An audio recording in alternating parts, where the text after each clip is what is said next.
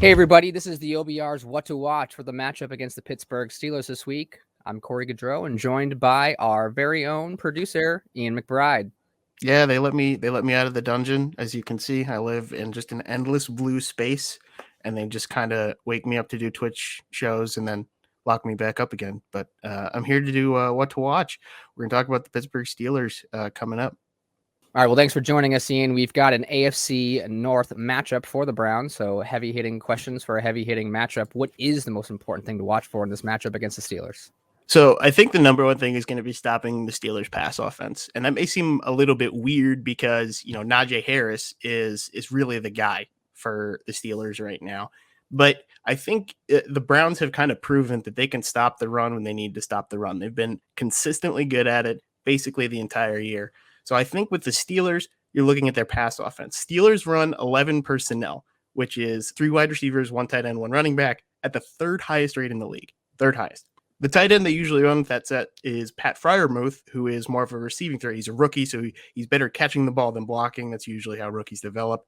So they're going to be in passing sets a lot of the time, even though Harris is probably their best offensive weapon.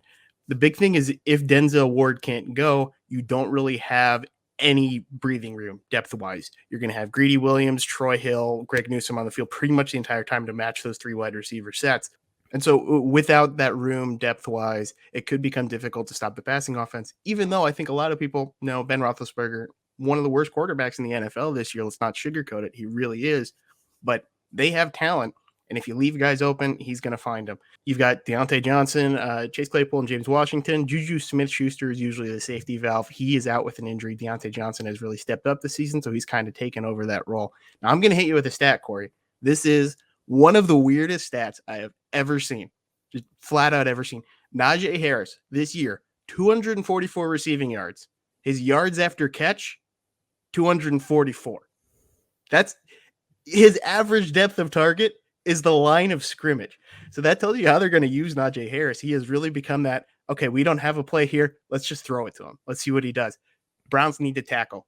You can't let Najee Harris leak out for 5-6 yards every single play, or they're going to march it down the field. So from my perspective, this is where the game starts and ends. The Steelers faced in 4 consecutive games: Buffalo, Cincy, Las Vegas, Green Bay. 4 really good offenses, held them all under 30 points. Where the Browns have an advantage is that they are better at punishing low time of possession. So if the Steelers are going 3 and out, 2 passes, 1 run, and they're not making it, the Browns can punish that. In the fourth quarter, you'll see hopefully Nick Chubb, hopefully Dearness Johnson kind of take it to that Steelers defense if they don't really get it going on their own passing offense. So I think that's the key thing to watch for this week. The Steelers are coming off of bye week themselves. You mentioned a lot of their opponents. They are 3-3 after their first 6 games, but they are being outscored by those opponents 117 to 132. What can we watch as far as a weakness for the Steelers? So the big weakness for the Steelers is really obvious, and we knew it coming into the season. It's the offensive line. Let's give you a quick example. Pro Football Focus, they run their grades. We use them a lot. They can be a little abstract sometimes. To give you an idea, they rate 60 to 69 as backup quality.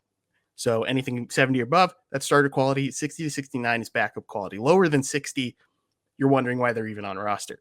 This is the starting offensive line for the Steelers. They've got Dan Moore, PFF grade 60.6. Kevin Dotson, 61.2. Kendrick Green, 57.7. Trey Turner, 62.1. And Chukwuma Okorafor, 55.2. So you've got an entire starting offensive line that is playing like low-level backups or people who shouldn't even be rostered in the NFL. We knew it coming into the season. The Steelers just didn't have the horses on the offensive line. Browns need to abuse that. And finally, one more question for you, Ian. How about the injuries? What's the outlook looking like at this point of the week? So I think everybody's going to be talking about Baker Mayfield. I think that's a little bit of a red herring. Even if Baker Mayfield plays, Baker Mayfield, first time coming back with that shoulder injury, he's still getting comfortable. I don't know if it's going to be a huge difference, even if he plays over Case Keenum. Hopefully, as the season goes on, Baker becomes significantly better than Case Keenum as he gets more comfortable with the injury. But this week, I don't think that's a big deal. The injury report is going to be probably lengthy. We had a list of people who didn't practice today. I wouldn't worry too much about it. The important ones are Denzel Ward and DPJ. They were on the bike with trainers today in practice, which means that injury probably not an IR injury, probably something that if they're not here this week, they'll be here next week. So that's good news.